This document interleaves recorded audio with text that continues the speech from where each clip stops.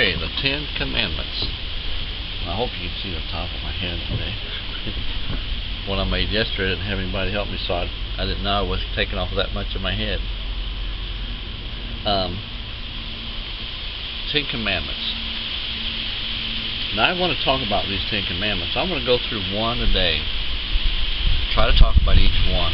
Give an example of how this commandment is a part of who we are.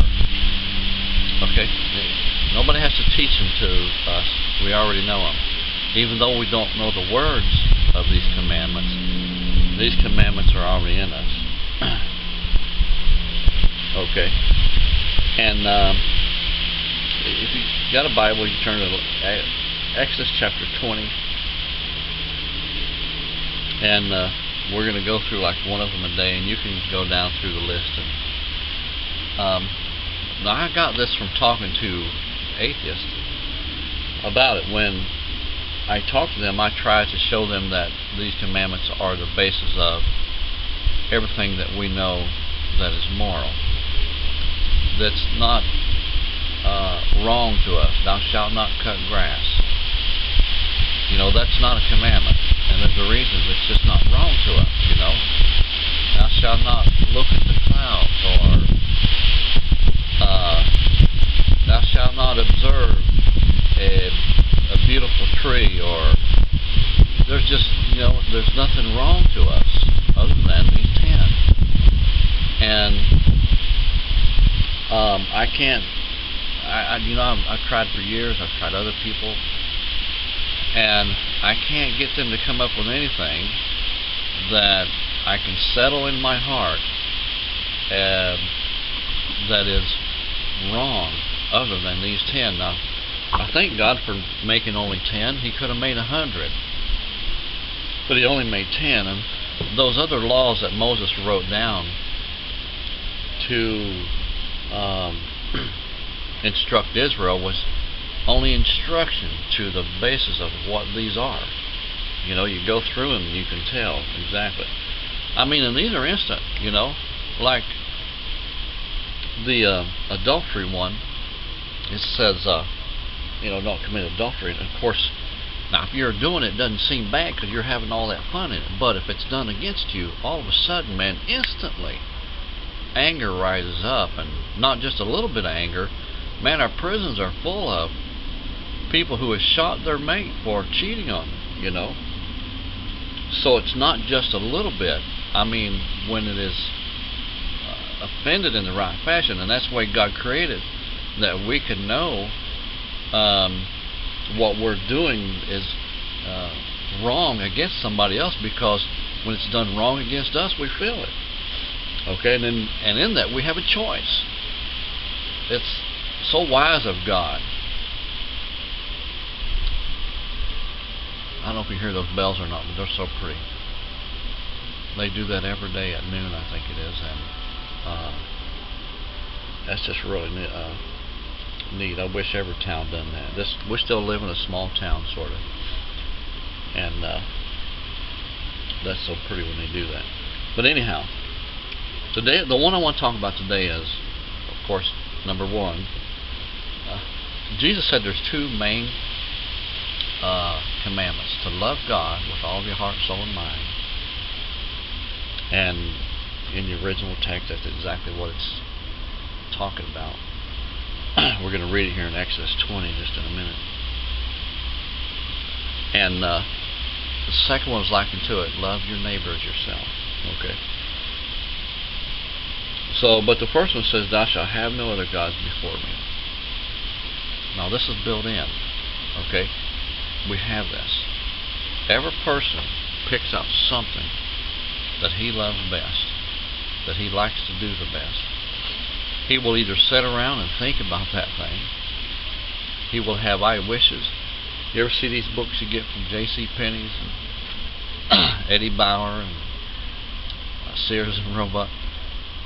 Well, they haven't been called Sears and Roebuck for a long time, but Sears and the Dime Store, Walmart, Kmart, Walgreens, stuff like that.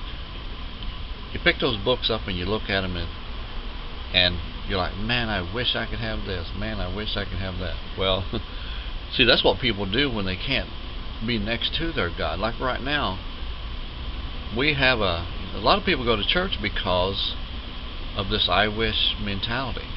You know, I want to be where God is.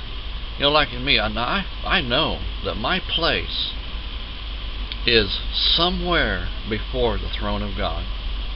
Now, you know, when you get to heaven, and from the things I've heard, the throne of God is huge.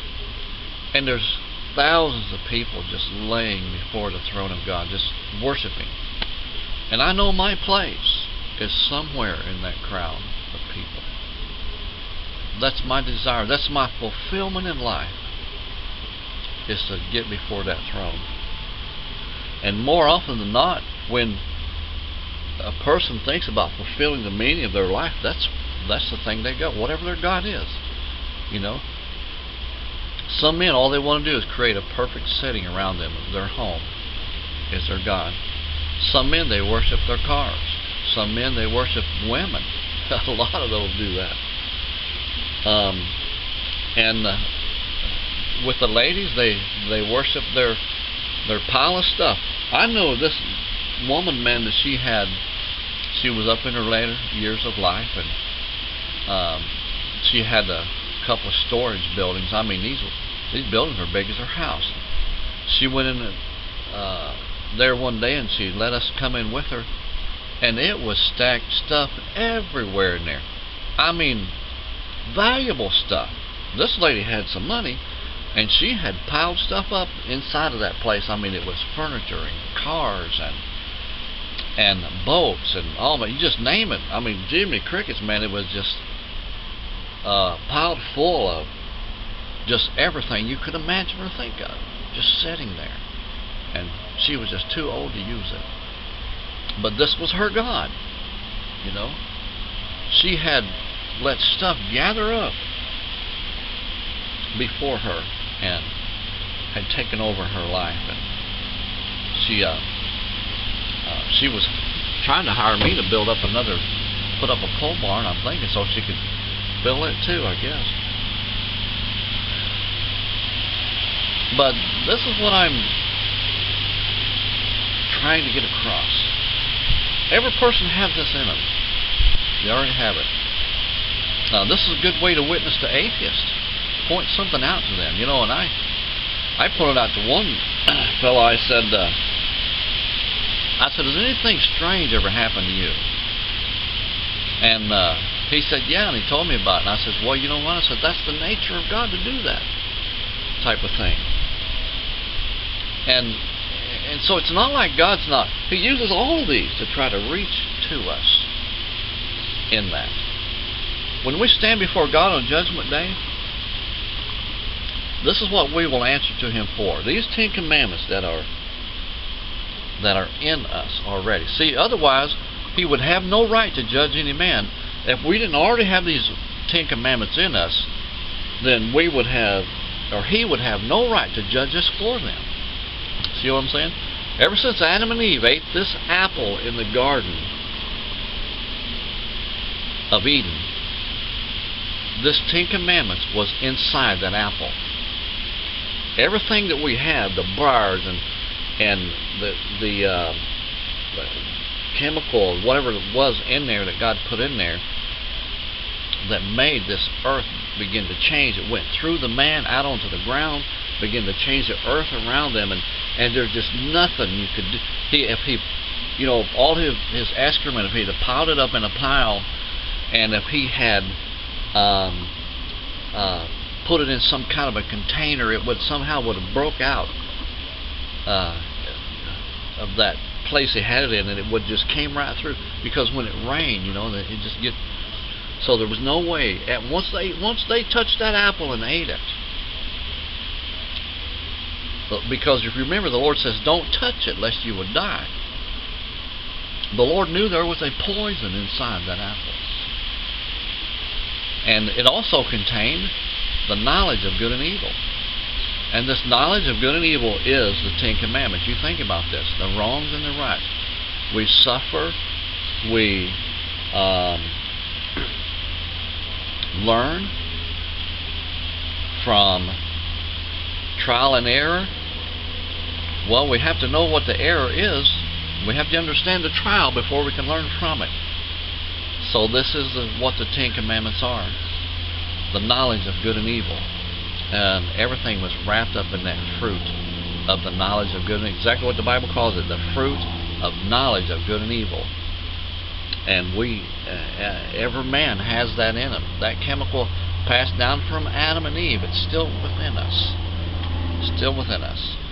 Still, it affects every reaction that we have in our body as far as the science goes, to the chemical that is stirring up when we get hungry, to the chemical that is stirring up to when we feel sick, to the one that we have when we feel close, or we feel love for another person, or we see we have a beautiful attraction. Whatever that chemical has affected everything in us that was in that apple. Just like the old saying goes, you are what you eat.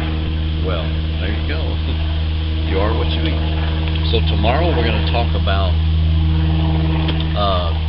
this once again, commandment number 2. As soon as I figure out which one exactly that is, I don't have them all memorized. I don't have them all memorized, but I know what they are. They're in me. I have a reaction when they're broken against me, and so do you. Okay, so God bless. So